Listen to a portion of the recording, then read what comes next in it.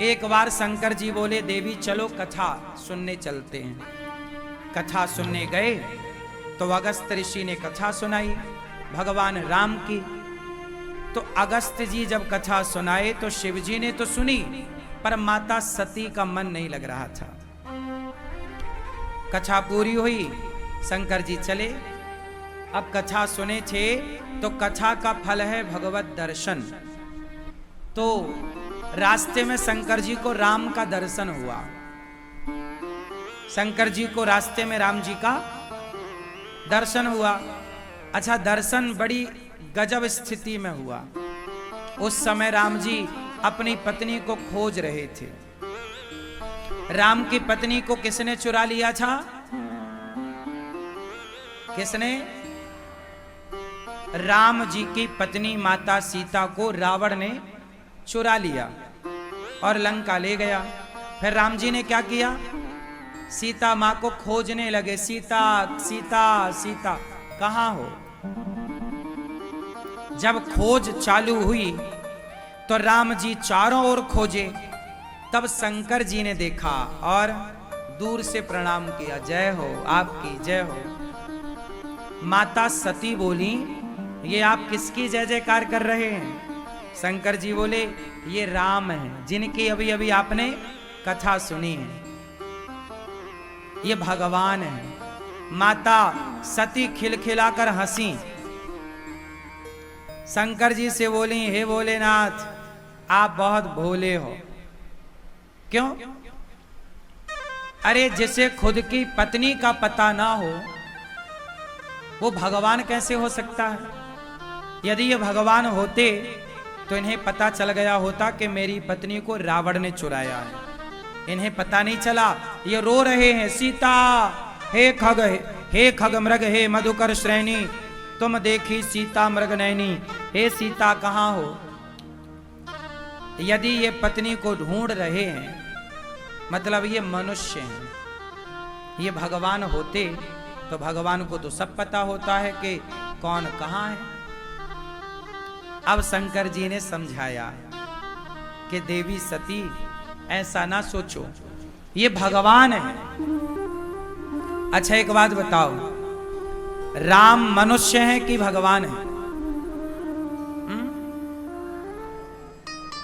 देखो, राम तो अंतर्यामी है, सब कुछ जानते हैं, पर वो जानकर ना जानने का अभिनय कर रहे हैं।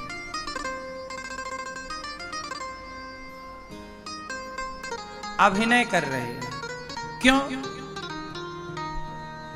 क्योंकि यदि जान जाएंगे तो फिर ये साबित हो जाएगा कि राम भगवान है।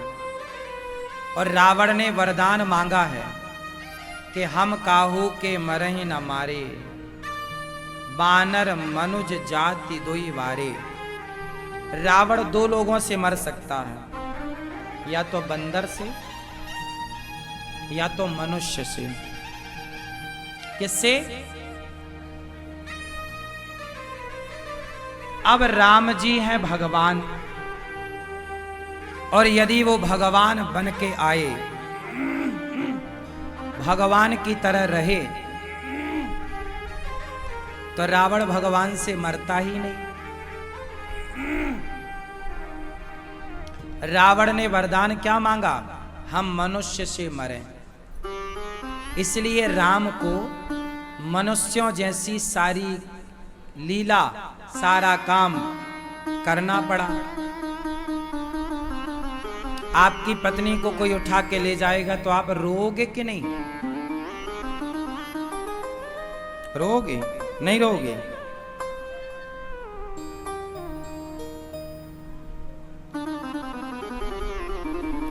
तो राम जी वही कर रहे हैं जो एक सामान्य मनुष्य करता है।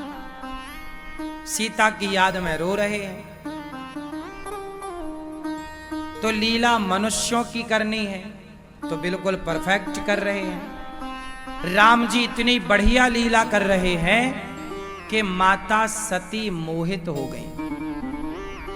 माता सती का मोहित होना ये सिद्ध कर रहा है कि राम जी की लीला बिल्कुल ओरिजिनल है। मनुष्यों की तरह। कोई नहीं कह सकता कि ये भगवान है। अभिनय तो वही है ना, जब आप अभिनय करें तो ऐसा लगे कि बिल्कुल ओरिजिनल है। आप अभिनय कर ही ना पाए तो वो किस बात का अभिनेता। तो राम तो अभिनय कर रहे हैं ना, तो अभिनय में बिल्कुल ओरिजिनल करना है। इतना ओरिजिनल था कि माता सती तक मोहित हो गई। इससे सिद्ध हो गया कि राम बिल्कुल सही लीला कर रहे हैं। अब देखो, राम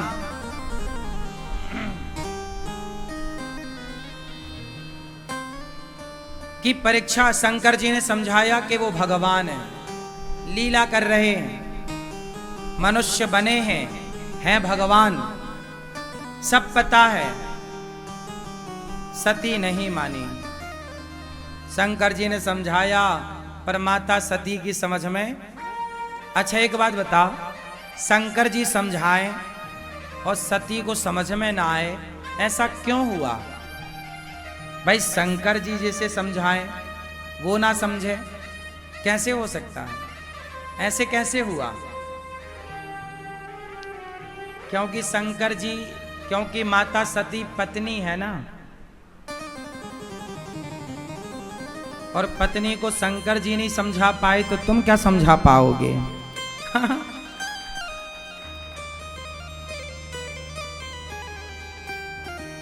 इसलिए पत्नी को तुम ना समझाया करो, जैसा पत्नी कहती है मान लो। खुश हो गई?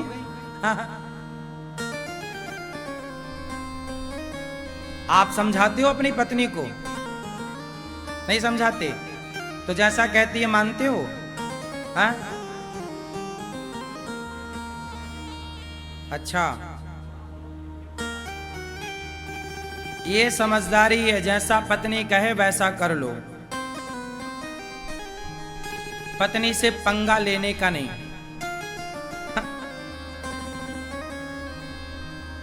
शंकर जी ने भी कह दिया, अब हुई है सोई जो राम रचि राखा। समझा तो रहे हैं, नहीं मानो तो अब जो करना है कर लो। सती बोली हम परीक्षा लेंगे।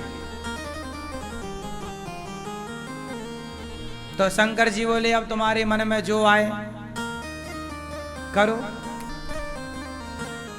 आदमी समझा ही तो सकता है, इससे आगे क्या? क्यों?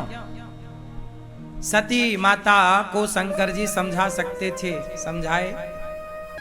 शंकर जी ने कहा जाओ परीक्षा ले लो। माता सती बोली ये बढ़िया आइडिया है, जो तुम्हारे मन अति संदेह तो किन जाए परीक्षा। जाओ। परीक्षा लेने गई, माता सीता बन गई। माता सती गई, राम जी के आगे खड़ी हो गई। प्रभु में आ गई रावण के यहां से। राम जी ने पहचान लिया, माता जी राम राम। शंकर जी कहां हैं? अब तो माता सती घबराई। आपने कैसे पहचान लिया? राम जी बोले हम सब जानते हैं। तो बोले सब जानते हो तो अपनी पत्नी का पता क्यों ना लगा पाए? राम जी बोले हम लगाना ही नहीं चाहते। क्यों नहीं लगाना चाहते? अरे अभी सीता का पता हम लगा लेंगे। यदि सीता का पता राम ही लगा लेते तो फिर हनुमान जी की महिमा कैसे होती? सीता का पता किसने लगाया? बोलो। और राम ही लगा लेते तो हनुमान जी की महिमा भी तो बढ़ानी थी। शबरी पर भी तो कृपा करनी थी। रावण ने चुराया सीता मां को, तुरंत रावण को मार देते तो शबरी को कौन जानता? सुग्रीव को कौन जानता? बंदरों को कौन जानता? हर भक्त की महिमा बढ़ाने के लिए भगवान ये लीला रच रहे हैं। माता सती घबरा गई, मैं तो आपको समझ ही नहीं पाई। अब जहां सती माता देखें वहां सीताराम का दर्शन हो रहा। माता सती घबरा गईं। माता सती घबराई, चारों ओर नजर डाला, जहां देखे सीताराम सीताराम। गई थी परीक्षा लेने, 0 नंबर लेकर आई, फेल हो गई माता सती। और शंकर जी ने पूछा कि हो गई परीक्षा? तो कह दिया कि कछु न परीक्षा लीन है गोसाई, कि मैंने कोई परीक्षा नहीं ली, मैंने कोई परीक्षा नहीं ली, कोई परीक्षा नहीं ली। एक तो झूठ कह दिया माता सती ने। क्या कह दिया? झूठ कह दिया। अब जब झूठ कह दिया तो शंकर जी ने माता सती का त्याग कर दिया। शंकर जी ने माता सती का त्याग कर दिया।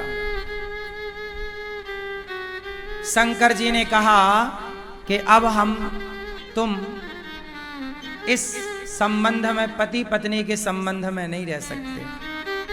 क्यों? क्योंकि सती क्या बन गई? सीता।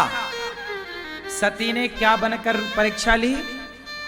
और जब सीता बनी तो शंकर जी सीता को माता मानते हैं, और जब पत्नी ने माता का रूप रख लिया तो उसे माता के रूप में स्वीकार कर लिया। अब जिसे माता के रूप में स्वीकार कर लिया उसे पत्नी के रूप में कैसे स्वीकार कर सकते हैं? मर्यादा बिगड़ जाएगी। इसलिए शंकर जी ने माता सती का परित्याग कर दिया। इसलिए जब पत्नियां माता बन जाएं, स्त्री जब मां बन जाए, जब आपके बच्चे बड़े बड़े हो जाएं, समझदार हो जाएं, तो आप पति पत्नी दोनों भोगी बनकर नहीं, योगी बनकर, भक्त बनकर के रहा करो।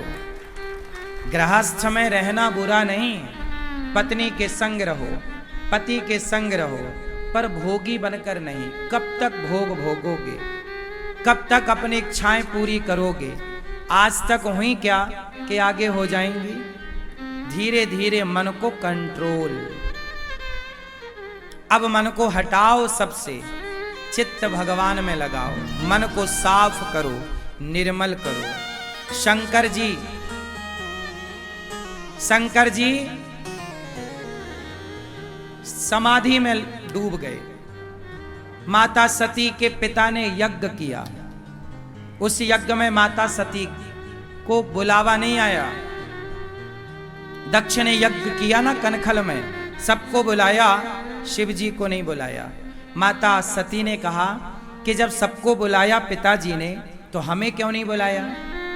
शंकर जी ने कहा कि एक समय की बात है कि मैं आपके पिता के यज्ञ में गया था, सभा में, तो वहां दक्ष के आने पर, मतलब आपके पिता के आने पर सबने खड़े होकर सम्मान किया, पर मैं खड़ा नहीं हुआ। तो दक्ष ने मुझे देखकर कहा कि शिव को क्यों बुलाया? भरी सभा में दक्ष प्रजापति ने भगवान शिव का खूब अपमान किया, पर शंकर जी को गालियां देता रहा दक्ष सभा में। शंकर जी ने कोई उत्तर नहीं दिया। अच्छा ये बताओ, जब कोई आपको गाली दे, अपमान करे, उस समय आपको क्या करना चाहिए? क्यों? मैया जा रही हो मेरी माँ, टाटा कर लो, टाटा। गुस्सा हो गई क्या मेरी माँ? नहीं, जल्दी आना। सुनो, जब कोई आपका अपमान करे तो आपको क्या करना चाहिए? जवाब देना चाहिए। जवाब वहां देना चाहिए जहां समझदार लोग हैं। जहां मूर्ख लोग हैं मूर्खों के सामने सफाई दोगे भी तो क्या होगा। भाई कुत्ता आपको देखकर भौंकेगा तो आप भी कुत्ते को देखकर भौंको तो क्या होगा।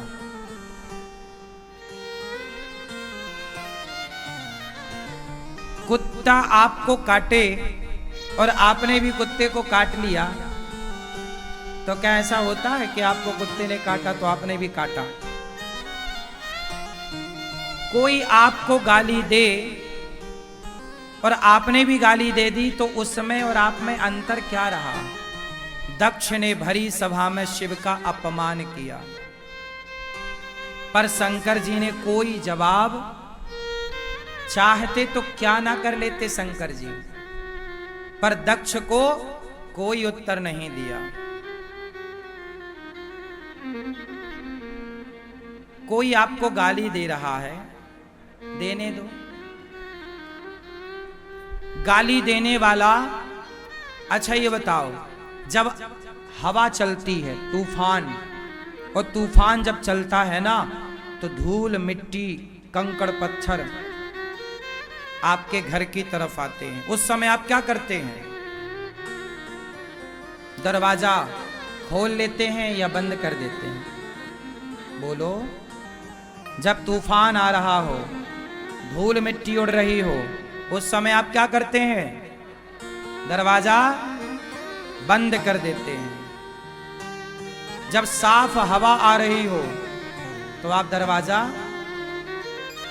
उसी तरह जब आपकी तरफ पॉजिटिविटी आवे तो कानों को चालू रखो, सारी अच्छाई अंदर जाने दो। जब कोई आपकी तरफ गालियां कीचड़ उछाले तो अपने कान के दरवाजे बंद कर लो और उन बातों को सुनकर इग्नोर कर दो, कोशिश करो कि सुनो ही मत। कोई आपको गाली दे रहा है तो देने दो ना, दरवाजा आप बंद करो, वो तो देगा। हवा चलने से तो आप नहीं रोक सकते, लेकिन आप दरवाजा तो लगा सकते हैं। कोई आपको गाली दे रहा है तो आप सुनो ही मत, चले जाओ वहां से, हट जाओ, गाली मत सुनो। अब आप कहोगे मैं भी गाली दूंगी, क्या होगा, कुत्तों के मुंह लगने से क्या होगा। वो समझदार होता तो आपको गाली ही ना देता। वो आपको गाली दे रहा है, ये उसका परिचय है, उसके संस्कारों का परिचय है। अब आप जो कहोगे वो आपके संस्कारों का परिचय होगा। सही है। सामने वाले की तरह हमें नहीं बनना। कई बार क्या होता है, सामने वाला आपको गुस्सा दिलाता है, गाली देता, आप भी गुस्से में आ जाते हैं। अरे मतलब वो चाहे तो आपको गुस्सा दिलाए, वो चाहे तो आपको शांत कर दे, आप अपनी चाबी उससे क्यों देते हो। कोई कितना भी अपमान कर रहा हो, कोई कितना भी गाली गलौज कर रहा हो, आपको अपना धैर्य नहीं खोना चाहिए। आपको अपना संतुलन नहीं खोना चाहिए। बात सही है कि गलत है। भगवान शिव ने कोई उत्तर नहीं दिया। जब कोई आपको गाली दे तो आपको क्या करना चाहिए, कोई आपका अपमान करे क्या करना चाहिए, एक उंगली उठाओ सब लोग, फास्ट, इसे यहां रखो। जब कोई आपको गाली दे क्या करेंगे, क्या करोगे, चुप रहो।